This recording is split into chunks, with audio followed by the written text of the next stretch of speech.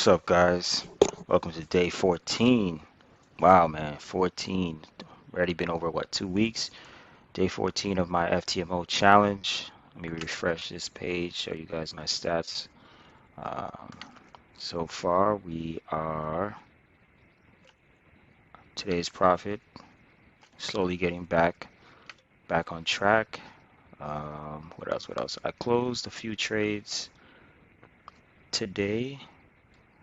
Yeah, so I ended up closing USD CAD, and this was a tough one to close, but I had to close it because the trend was going in the opposite direction, as well as Frank JPY, same deal over here.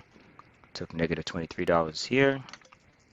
Um, Let me open up my MetaTrader real quick, show you guys what I'm floating, what I'm working with.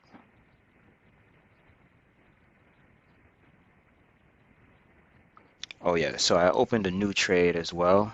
I opened up GBP, pound USD pretty much. So that's the new trade, as you can see here. It's kind of in the negative, but we're floating about 2,300.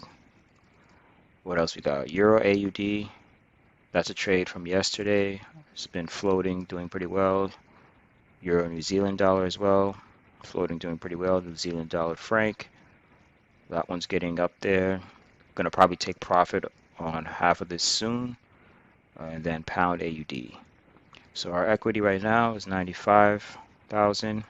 Gonna let these run overnight. See how they go, see how they do. Hopefully the pound USD, the trend reverses on that.